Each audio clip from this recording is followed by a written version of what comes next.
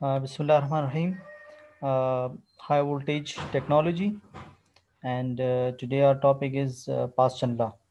So we have already started the breakdown of gaseous insulators.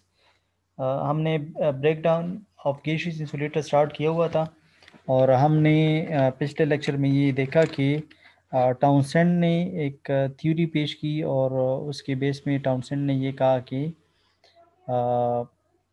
जो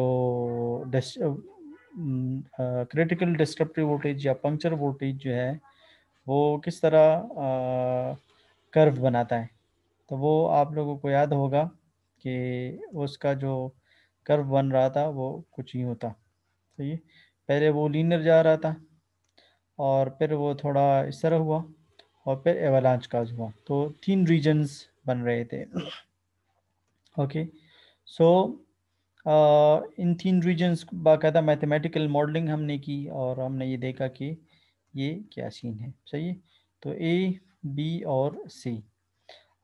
मगर अगर आप देखें तो टाउनसेंड ने कहीं पे भी ये नहीं कहा कि जो ब्रेक डाउन है या आयनाइजेशन है वो प्रेशर पे भी डिपेंड करता है। उसने कहीं पे भी प्रेशर का जिक्र नहीं किया।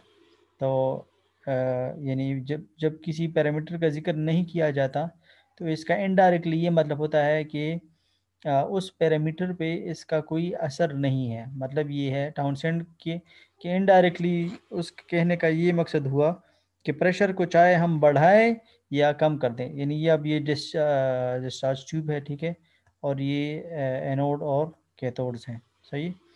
तो यहाँ पे चाहे गैस के पार्टिकल्स की मिकदार ज़्यादा होगी या कम होगी, प्रेशर चाहे कम होगा या ज़्यादा होगा, चाहे इस एक्सपेरिमेंट को हम मरी में परफॉर्म करें जो कि बहुत एल्टीट्यूड पे है, या कराची में परफॉर्म करें जो कि सी लेवल पे है, तो कहीं पे भी इसने ये नहीं कहा कि एटमॉस्फेरिक प्रेशर की या गैस के अपने प्रेशर का इस पे कोई असर होगा। सही। तो जबकि बाद में फिर पास्चन ने ये चीज़ देखी कि नहीं, अगर हम प्रेशर को बढ़ाएंगे या कम करेंगे तो जो ब्रेकडाउन वोल्टेज है वी, तो ये उससे भी कम और ज़्यादा होगा। सही।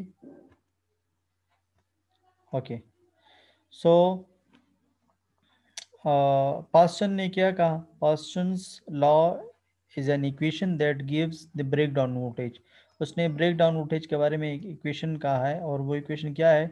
इट स्टेट्स दैट, वो ये स्टेट करता है that the voltage necessary to start a discharge or electric arc between two electrodes in a gas is a function of pressure and gap length.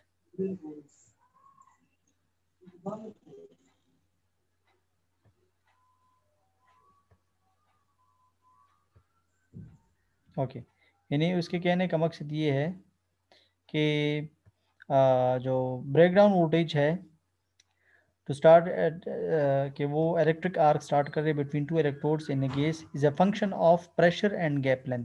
दो चीज़ों पे डिपेंड है, प्रेशर पे भी डिपेंड है और दूसरा गैप लेंथ पे भी डिपेंड है। अब प्रेशर क्या है, गैप लेंथ क्या है? प्रेशर यानी आपको पता है जिस तरह आप गाड़ियों में सीएनजी भरवाते हैं, ठीक है, तो आप जो है इसकी गैस की मिकदार को किस चीज़ से नापते हैं? प्रेशर से नापते हैं। यानी जितना प्रेशर वो गेज जो आप देखते हैं कि बानट उठा के आप जो गेज देखते हैं, तो आप ये देखते हैं कि प्रेशर जब ज़्यादा होता है तो आप ये कहते हैं कि प्रेशर ज़्यादा शो हो रहा है, तो इसका मतलब ये है कि आपकी गैस की मिकदार ज़्यादा है, यानी पार्टिकल्स जो हैं वो ज़्यादा हैं। इस तरह अगर गेज जो है वो आपको, अब ये लेट सपोज गेज है, ये मिनिमम है और ये इस तरह मैक्सिमम की तरफ जा रहा है। तो अगर प्रेशर कम होगा तो उसका क्या मतलब है कि गैस की मिकदार कम है। तो इस कहने का मकसद ये है कि प्रेशर के ज़्यादा होने और कम होने का मतलब ये है कि प्रेशर के ज़्यादा होने का मतलब ये है कि गैस के पार्टिकल्स ज़्यादा हैं सिलेंडर में, गैस के पार्टिकल्स की मिकदार ज़्यादा है, और प्रेशर के कम होने का मतलब है कि गैस के पार्टिकल्स की मिकदार कम है। तो हम इसको वेट से नहीं नापते, वज़न नहीं करते, बल्कि किसी से प्रेशर से ही हमें अंदाज़ा हो जाता है कि इसमें गैस के पार्टिकल्स ज़्यादा हैं या कम हैं। ठीक है, तो ये कह रहे हैं कि ब्रेक डाउन वोल्टेज प्रेशर यानी गैस की मिकदार पार्टिकल्स की उस पे, और गैप लेंथ एक पार्टिकल और दूसरे पार्टिकल के बीच जो गैप होता है उसने इसको डी यानी गैप लेंथ का नाम दिया है। सही है, तो डेफिनेटली जब पार्टिकल जितने क्लोज जितने ज़्यादा होंगे उतने वो क्लोज होंगे उतने इसमें डी जो है वो कम होगा। अब ये देखिए ये डी है, ये डी है, ये डी है, ये डी है, और अगर प्रेशर की मिकदार कम होगी यानी ये इस तरह होगी, पार्टिकल्स दूर दूर होंगे, तो देखें फिर डी जो है वो भी ज़्यादा है। सही, तो ये कह रहे हैं कि दोनों पे फंक्शन पे इसका डिपेंड है, वो आगे जाके हम एक्सप्लेन करें कि वो किस तरह। ठीक है, Paschen studied the breakdown voltage of various gases between parallel metal plates as the gas pressure and gap distance was varied. इसने मुख्तलिफ गैसेस को स्टडी किया, कार्बन डाइऑक्साइड को भी स्टडी किया, नाइट्रोजन गैस को भी स्टडी किया, एयर को भी स्टडी किया, SF6 को भी स्टडी किया। तो मुख्तलिफ गैसेस को इसने स्टडी किया, और इसने इन सब को यानी दो पैरेलल प्लेट्स लिए, ठीक है, इस तरह ये, और इसको वोल्टेज दिया। सही है, और इसने जो है वो इस एक्सपेरिमेंट को परफॉर्म किया मुख्तलिफ गैसेस के लिए, और इसने देखा कि सब के लिए आलमोस्ट एक जैसा पैटर्न बन रहा है, पैटर्न सबका एक जैसा बन रहा है, पैटर्न सबका एक जैसा बन रहा है। ओके, वो पैटर्न किस तरह बन रहा है वो यहाँ पे मैं आपको बताता हूँ।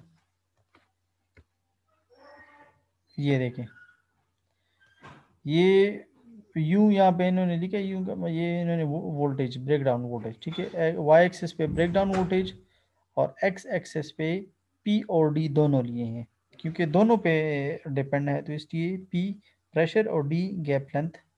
सही, मीट डिस्टेंस के लिए मीटर लिया है और प्रेशर के लिए पास्कल यूनिट लिया है। सही? तो आप देख सकते हैं कि सबका पैटर्न एक ही जैसा आ रहा है, इस तरह देखें, ये यूं और फिर यूं, इसी तरह यूं और ये यूं और ये, ठीक है।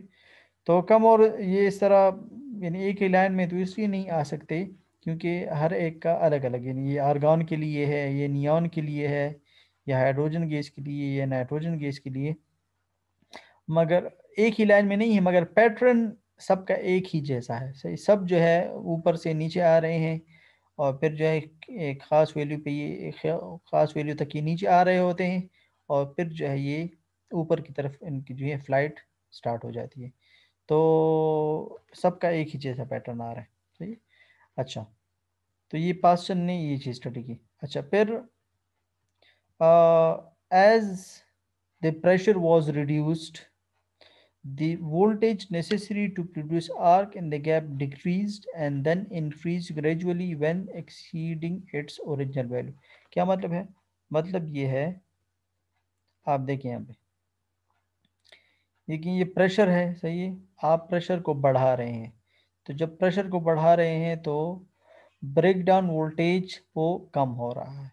तो सही है, यानी इस पॉइंट पे इस पॉइंट पे हम ब्रेक डाउन वोल्टेज ज़्यादा है, ब्रेक डाउन वोल्टेज किसी इंसुलेटर के लिए ज़्यादा होना अच्छा होता है। ठीक है, यानी अब ये किसी इंसुलेटर का अगर ये ब्रेक डाउन वोल्टेज है तो वो बहुत अच्छा होगा, और अगर ये ब्रेक डाउन वोल्टेज है किसी तो वो बुरा होगा, क्योंकि ब्रेक डाउन के वोल्टेज के कम होने का मतलब ये है कि इसका कम वोल्टेज पे भी ब्रेक डाउन हो जाएगा। सही है ना, अब ये 10,000 है, सही है, 10,000, सो 10,000 वोल्ट ब्रेक डाउन वोल्टेज होना अच्छा है किसी इंसुलेटर के लिए, ये नहीं 10,000 तक पहुंचेगा तब ब्रेक डाउन होगा। और ये देखें, ये 100 है, 100 है, तो इसका 100 पे भी ब्रेक डाउन हो जाएगा। तो जैसे जैसे प्रेशर बढ़ रहा है तो ब्रेक डाउन वोल्टेज कम हो रहा है। देखिए यहाँ पे इतना, यहाँ पे पहले इतना था, इस पॉइंट पे फिर और भी कम हुआ, इस पॉइंट पे और भी कम हुआ। सही है, मगर जैसे हम प्रेशर को बढ़ा, प्रेशर नहीं, पी और डी दोनों को, पी और डी दोनों को हम बढ़ाएंगे, फिर क्या होगा कि एक ख़ास पॉइंट के बाद ब्रेक डाउन वोल्टेज फिर बढ़ जाएगा। वो क्यों, वो अभी हम एक्सप्लेन करते हैं। ठीक है, एक एक्सपेरिमेंट से इसको एक्सप्लेन करते हैं। फिर जो है ये देखिए, ये पर जो है वो जैसे हम पी और डी की वैल्यू को बढ़ा रहे हैं, तो अब जो है वी बढ़ना शुरू हुआ। यहाँ पे कम हो रहा था, कम हो रहा था, जब एक खास पॉइंट पहुंचा फिर जो है अब ये बढ़ना स्टार्ट ही किया इसने। सही है। तो इस लाइन में इन्होंने असल में ये चीज़ एक्सप्लेन की। अच्छा, मतलब अब पहले रिवर्स रिलेशन का था और फिर बाद में डायरेक्टली हाँ, बनने लगा, फिर ये डायरेक्ट डायरेक्ट रिलेशन हो गया, जैसा बन बिल्कुल गया। बिल्कुल इस तरह। सही है। अच्छा, अब ये अभी हम एक्सपेरिमेंट, एक मिनट में आपको खैर बता भी दूँ। देखिए, ये एक्सपेरिमेंट है, ठीक है, इससे मैं आपको समझाऊंगा कि ये कम क्यों हुआ फिर ज़्यादा क्यों हुआ। सही। मगर ये पहले इन वर्ड्स को मतलब कि पास्टन ने कहा क्या है। ही also found that at normal pressure the voltage needed to cause an arc reduces as the gap size was reduced, but only to a point. इसने ये देखा कि नॉर्मल प्रेशर पे voltage need to cause arc reduce, एक ख़ास pressure पे voltage जो कि आर्क प्रोड्यूस कर रहा था, सही है, रिड्यूसेस, वो वोल्टेज कम हो जाता है। देखें यहाँ पे मैंने आपको बताया, वो वोल्टेज देखें, आर को प्रोड्यूस करने के लिए जो वोल्टेज दरकार है वो कम हो गया है, मगर वो एक ख़ास पॉइंट पे है, सब पे नहीं है। फिर जो है दोबारा वो वोल्टेज रिक्वायरमेंट बढ़ गई है। इन मैंने आपको बताया कि ये वो वोल्टेज है कि जिस पे आयनाइजेशन हो सकती है, या इनडायरेक्टली मैं ये कहूँ कि इस वोल्टेज पे आर्क प्रोड्यूस हो गया है। So the voltage required to produce an arc is reduced but at some point, and then it is gradually increasing. Okay. So अच्छा, अब ये क्या कह रहे हैं, as the gap was reduced further, जितना वो गैप फर्दर रिड्यूस होता जाता है, the voltage required to cause an arc begin to rise, वो दोबारा राइज हो जाता है, and again exceeded its original value, और वो अपने ओरिजिनल वैल्यू से भी बढ़ जाता है। देखिए, ये ओरिजिनल वैल्यू यहाँ से इसने स्टार्ट लिया था ना, वो कम हो रहा है, कम हो रहा है, कम हो रहा है, इस खास पॉइंट के बाद वो बढ़ जाएगा, बढ़ जाएगा, बढ़ जाएगा।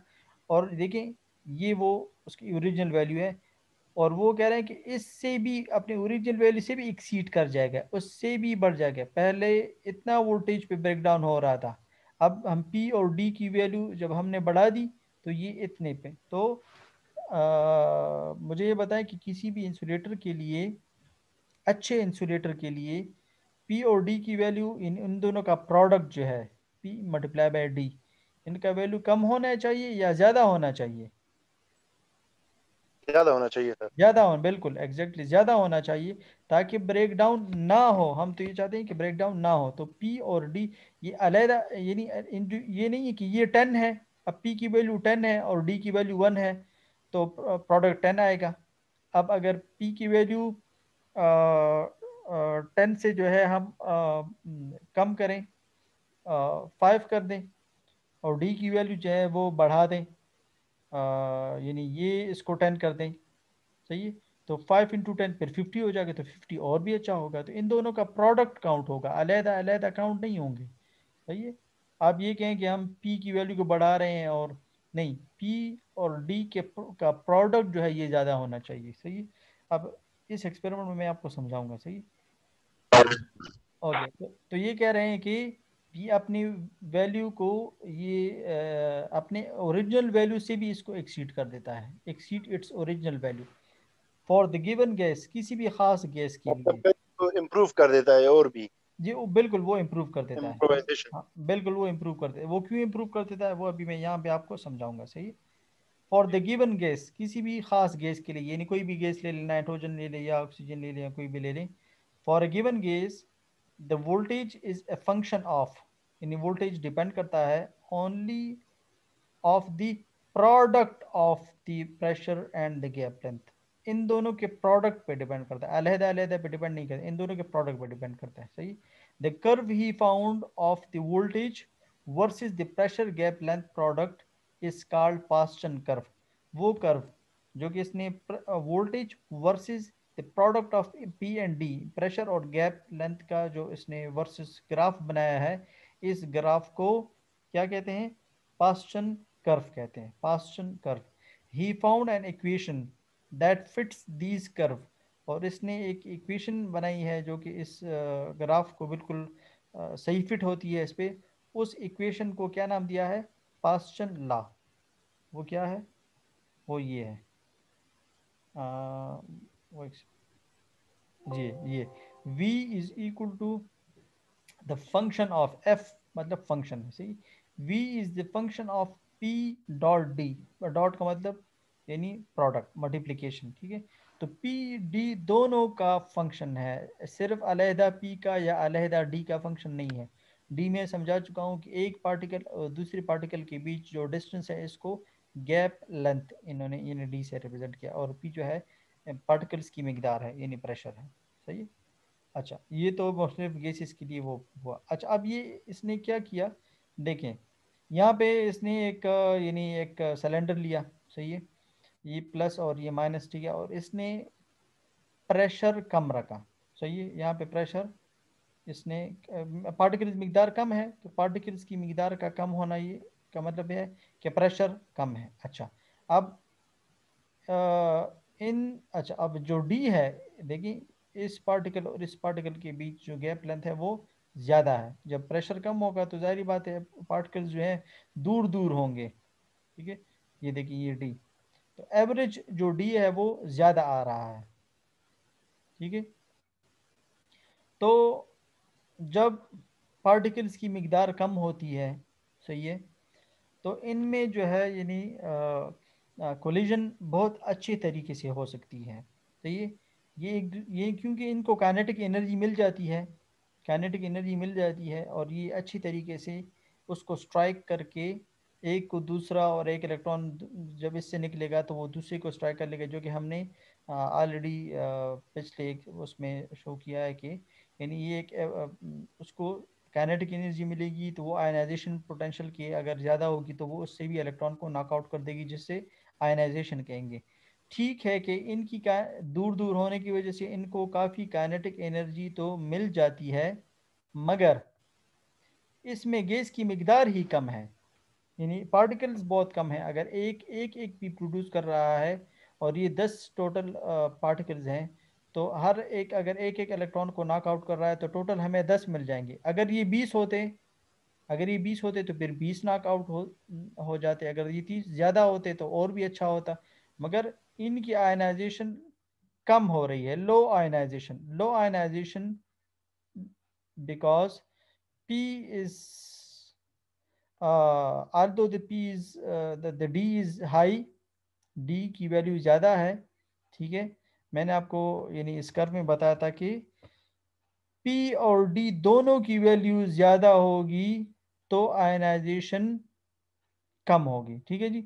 अच्छा, अब इधर देखें, अब इस केस को लें, इसमें हमने P की वैल्यू ज़्यादा रखी, ठीक है जी। अब डी कम है, सही है, डी कम है, पी की वैल्यू तो ज़्यादा कर दी मगर इससे डी की वैल्यू कम हो गई। देखिए ये देखिए बहुत ही क्लोज क्लोज हो गए, बहुत ही क्लोज क्लोज हो गए। अच्छा, तो अब आपका ये गिल रहा था कि भाई यहाँ पे पार्टिकल्स कम है इसलिए आयनाइजेशन कम है, सही है। तो मगर हमने तो अब पार्टिकल्स भी ज़्यादा कर दिए, अब पार्टिकल्स ज़्यादा कर दिए, मगर अब डी के कम होने की वजह से इनको इतनी काइनेटिक एनर्जी नहीं मिल रही कि ये स्पीड पकड़ें और एक दूसरे को स्ट्राइक करें। ये तो इतने क्लोज क्लोज हैं, बिल्कुल रश बनाया हुआ है इन्होंने, इनको इतनी काइनेटिक, देखिए इनको जो इलेक्ट्रॉन नॉक आउट करेगा, तो मैंने आपको पहले बताया था कि एक पार्टिकल की काइनेटिक एनर्जी दूसरे पार्टिकल की आयनाइजेशन पोटेंशियल से ज़्यादा होनी चाहिए। तो अब ये इसको इतनी काइनेटिक एनर्जी नहीं मिल रही कि ये इसके आयनाइजेशन पोटेंशियल से ज़्यादा हो जाए, तो उस वजह से अब यहाँ पे फिर जो है वो क्या होगी, लो आयनाइजेशन होगी। हालांकि पार्टिकल ज़्यादा है मगर डी कम है तो लो आयनाइजेशन हो रही है, सही है। मगर जब हमने पार्टिकल्स की मिकदार मीडियम लिए, यानी इनसे ज़्यादा लिए और इसके मुकाबले में कम लिए, ठीक है। अगर लेट सपोज यहाँ पे 10 थे और यहाँ पे 100 हैं, तो यहाँ पे फॉर एग्जांपल हमने 50 ले लिए, ठीक है। तो अब क्या है कि एक मीडियम लेवल का प्रेशर और एक मीडियम लेवल का गैप लेंथ होगा, तो इनकी वजह से क्या होगा कि अब इतनी काइनेटिक एनर्जी भी मिल रही है कि इतनी काइनेटिक एनर्जी मिल रही है कि वो आयनाइजेशन पोटेंशियल को एक्सीड कर सकता है। सही है। और गैस की मिकदार भी यानी नंबर ऑफ पार्टिकल्स भी ज़्यादा है। यहाँ पे काइनेटिक एनर्जी कम थी और पार्टिकल ज़्यादा थे। पहले में काइनेटिक एनर्जी जो है वो ज़्यादा थी मगर पार्टिकल्स कम थे।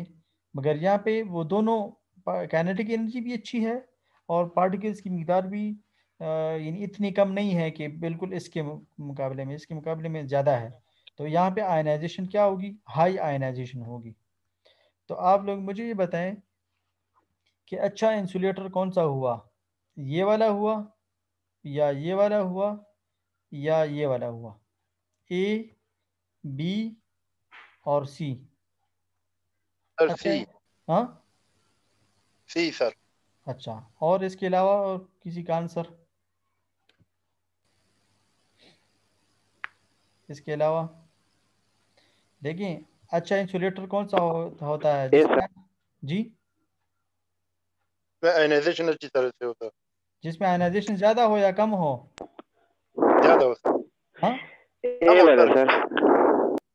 बी वाला सर। सी। नहीं, नो सर, देखिए, बी वाला, क्योंकि आयनाइजेशन हमें हमें नहीं चाहिए सर। नहीं चाहिए तो ए भी अच्छा हुआ और बी भी अच्छा हुआ, सी अच्छा नहीं हुआ, आप गलत हो गए। ठीक है ना? सर ए और बी। ए और बी आंसर है। सही है। क्योंकि अगर आयना लो आयनाइजेशन जिससे होगी वो अच्छा इंसुलेटर होगा ना, जिससे हाई आयनाइजेशन हो रही है वो अच्छा नहीं है। अब आप इसकी तरफ आए, ग्राफ की तरफ आए। ग्राफ में आपको मैं तीन सर रीजन्स, तीनों के निस्बत बी सही था ना? बी, तीनों की सर नस्बत, बी हाँ की मतलब हाँ तीनों बी की बिल्कुल। मिसाल उस रोड की है कि उसमें ब्रेकर ज्यादा है, तो गाड़ी को स्पीड पकड़ने नहीं देती सर। जी जी। तो इसी तरह मतलब ये आयनाइजेशन को वो नहीं देता है, रास्ता नहीं देता। आप किसकी बात कर रहे हैं, बी की? बी की जी। हाँ हाँ, इन तीनों में तो फिर ये अच्छा है। मगर वैसे मैं कह रहा था कि इसमें भी लो आयनाइजेशन हो रही है, इसमें भी ये दोनों इसकी निस्बत अच्छे हुए, यहाँ पे आयनाइजेशन कम है। अब मैं ग्राफ की तरफ जा रहा हूँ। देखिए, यहाँ पे देखिए आप, यहाँ पे पी और डी की वैल्यू क्या है, कम है। और यहाँ पे पी और डी की वैल्यू ज़्यादा है।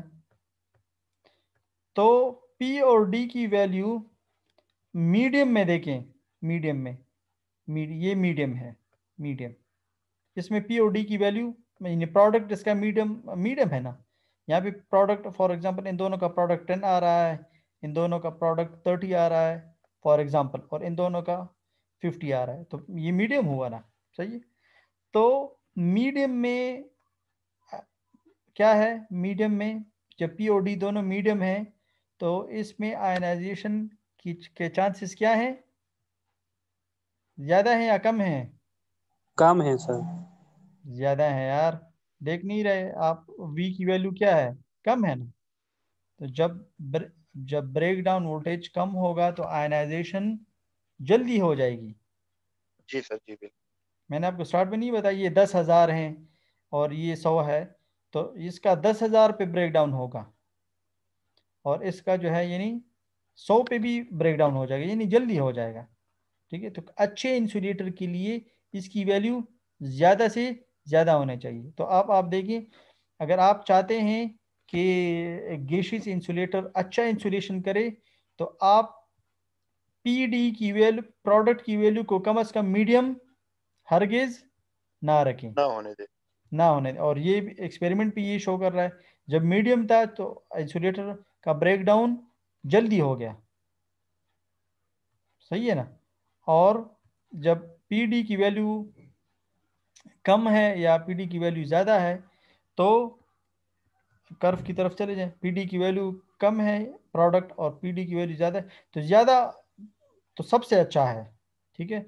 मगर जब ये वो था, आप ये बी का केस जो आप देख रहे थे, ये बी, ये वाला केस अच्छा है। ठीक है। मगर कम अज़ कम मीडियम, पीडी मीडियम ना रखें। देखिए इसमें पी भी मीडियम था, इस रीजन में सी में पी भी मीडियम था और डी भी मीडियम था, ठीक है ना। तो उस वजह से आपने पी और डी की वैल्यू को मीडियम नहीं रखना, सही है। अच्छा, ये जो है एक रिसर्च पेपर से एक वो है फार्मूला है, V C is equal to B, यानी break down voltage is equal to B multiply by P multiply by D, ये तीनों मल्टीप्लाई हो रहे हैं, divided by L N natural log of P multiply by D multiply by A divided by K. अच्छा, ए और B these two are क्या, ये लिखा है यहाँ पे, ए और बी दोनों क्या है, कॉन्स्टेंट्स है, सही है। अच्छा, और P क्या है, P प्रेशर है, D गैप लेंथ है, और K क्या है, K इसके बराबर है। अल्फा D, अल्फा क्या है, फर्स्ट आयनाइजेशन कोएफिशिएंट, पढ़ा था ना हमने, याद है आप लोगों को। और D क्या है, ये गैप लेंथ है अगेन, सही है। तो अब ये देखिए, ये एक छोटा सा न्यूमेरिकल है। ये न्यूमेरिकल क्या कह रहा है कि A की वैल्यू 645 है, देखिए A की वैल्यू 645 है। सलमान, माइक को वो रखा करें, ठीक है। पर रोड रवान हो दगा दे कुलाव कड़े। हाँ, तो ए की वैल्यू है 645, बी की वैल्यू है 19, ठीक है। के की वैल्यू ये है, गैप डी की वैल्यू ये है, और प्रेशर की वैल्यू ये है, सही।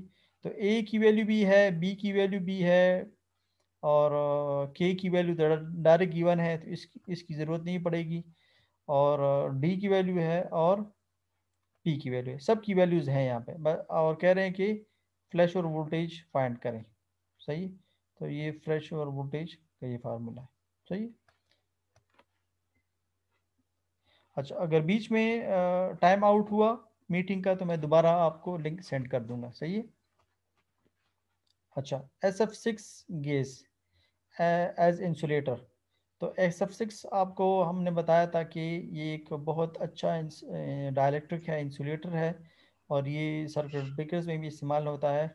इसकी क्या क्या प्रॉपर्टीज़ हैं, it has high dielectric strength, it has good arc quenching property, arc को बुझाने का भी अच्छा वो है, मगर इसमें जो है मसले हैं, वो मसले क्या हैं, it causes environmental problem due to leakage into atmosphere, जब ये लीक होता है यानी जब क्वेंचिंग करता है तो ये फिर क्वेंचिंग के बाद किधर चला जाता है, हवा में ही चला जाता है, और ये हवा में अपर एटमॉस्फेयर पे चला जाता है, ऊपर जाके ये अपर जो एटमॉस्फेयर है वो उधर चला जाता है, ठीक है, जिधर ये बादल वगैरह होते हैं। तो अपर एटमॉस्फेयर में ये क्या होता है कि ये ओजोन लेयर को डैमेज करता है, ये गैस ख़त्म नहीं हो जाता बल्कि ये ओजोन लेयर को डैमेज करता है। तो ये तो अच्छा गैस ना हुआ ना। तो जी जो गैसेस ओजोन लेयर को डैमेज करती हैं उन गैसेस को हम ग्रीन हाउस गैसेस कहते हैं, सही है। इनमें NO2 भी है, SO2 भी है, कार्बन मोनोऑक्साइड भी है, कार्बन डाइऑक्साइड भी है, ये सारे गैसेस हैं, ठीक है। तो ये SF6 भी इनमें है, तो अच्छा तो है, मगर आपको पता है कि एनवायरनमेंट भी एक इशू है, तो एनवायरनमेंट की वजह से हम इसको अब अच्छा नहीं कह सकते। तो अब इसका क्या करें, बिल्कुल यूज़ ना करें तो हम एक अच्छी इंसुलेटर से यानी उसको खो देंगे, और अगर यूज़ करेंगे तो हम एनवायरनमेंट का नुकसान कर रहे हैं। तो इसलिए इन्होंने रिसर्चर ने ये किया कि इस गैसेस का मिक्सचर जो है वो किया, रिकमेंड किया कि हम SF6 को किसी दूसरे गैस के साथ मिक्स कर लेंगे, इस तरह मिक्स कर लेंगे कि ये इसकी डाइलेक्ट्रिक स्ट्रेंथ भी ज़्यादा इफेक्ट ना हो, और एनवायरनमेंट का इशू भी सॉल्व हो जाए, यानी दोनों, ये ना हो कि एनवायरनमेंट का इशू तो सॉल्व हो जाए मगर वो एक बहुत बुरा इंसुलेटर बन जाए, तो फिर हम ये तो फिर हम हमारे काम का ना हुआ ना। हम ये चाहते हैं कि एनवायरनमेंट का मसला भी हल हो, और परफॉर्मेंस भी 80 से 90 से ज़्यादा कम ना आए, ठीक है। तो रिसर्चर्स मुख्तलिफ वैल्यूज़ को वो करते रहें, देखते रहें, देखें 100% SF6 का डाइलेक्ट्रिक स्ट्रेंथ है 89 किलो वोल्ट पर सेंटीमीटर, बहुत अच्छा है। मगर जैसे ही हमने SF6 को 1% किया और नाइट्रोजन को 99% लिया, तो हमने देखा कि ये 90% आ गया। 10% SF6 लिया, 90% हाइड्रोजन लिया, फिर 78 तक आ गया, सही। 40% SF6 लिया और 60% A लिया, तो ये तो एयर के साथ, कार्बन डाइऑक्साइड के साथ और नाइट्रोजन के साथ ये जो है मुख्तलिफ वो हमने लिए। तो हमने देखा कि 40% SF6 और 60% नाइट्रोजन मिक्सर, इसका जो है वो अच्छा डाइलेक्ट्रिक स्ट्रेंथ आ रहा है। सही, okay. as breakdown in electronegative gases, electronegative gases last class में हमने एक वो पढ़ा था इलेक्ट्रॉन अटैचमेंट। इलेक्ट्रॉन अटैचमेंट क्या है कि कोई भी एटम, न्यूट्रल एटम, अगर इलेक्ट्रॉन इसको बम्बार्ड करे तो इसमें इलेक्ट्रॉन को एब्जॉर्ब करने की एबिलिटी हो, इसको इलेक्ट्रॉन एफिनिटी कहते हैं, इलेक्ट्रॉन एफिनिटी। ठीक है, जो इलेक्ट्रॉन को एब्जॉर्ब कर सके तो इसको इलेक्ट्रॉन एफिनिटी प्रॉपर्टी कहते हैं। तो ये इलेक्ट्रॉन को एब्जॉर्ब कर लेगा, इससे SF6 नेगेटिव बन जाएगा। सही है, इसको इलेक्ट्रॉन अटैचमेंट प्रोसेस भी कहते हैं। प्रोसेस ऑफ, अगर आप पिछले लेक्चर को देखें तो उसमें हमने पढ़ा था इलेक्ट्रॉन अटैचमेंट प्रोसेस या इलेक्ट्रॉन एब्जॉर्बेंस प्रोसेस। तो अगर ये तो न्यूट्रल एटम के, अगर कोई गैस इस तरह कर ले तो मेरा उस पर भी नेगेटिव चार्ज आएगा। ये SF6 इसकी एक अच्छी मिसाल है। SF6 गैस में इलेक्ट्रॉन एफिनिटी की प्रॉपर्टी बहुत ही ज़्यादा है। अच्छा, अब तो हम अब इसको, इस गैस को हम इलेक्ट्रोनेगेटिव गैस कहते हैं।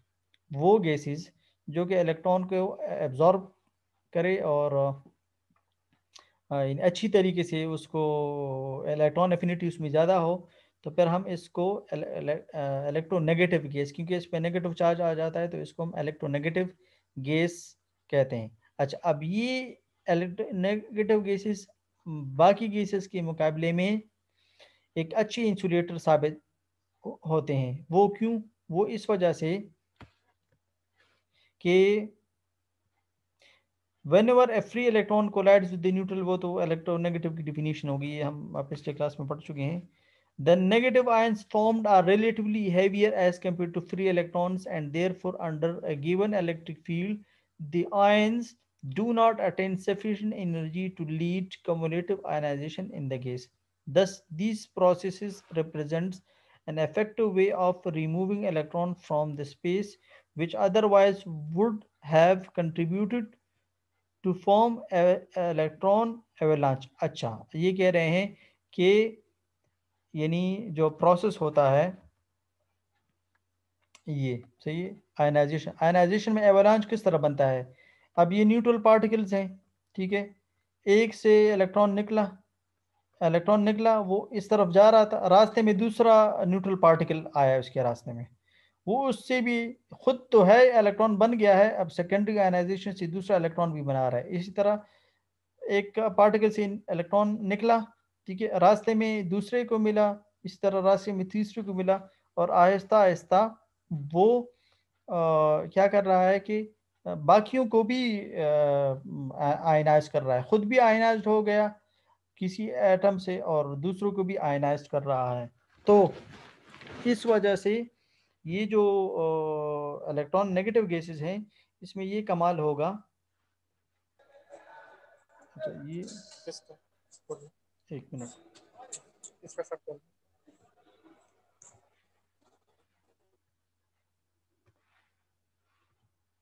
अच्छा, तो अगर ये इलेक्ट्रॉन किसी एटम के साथ टकराएं और वो उसको दोबारा खा लें, उसको एब्जॉर्ब कर ले, तो वो दूसरे एटम्स को आयनाइज्ड होने से बच जाएगा।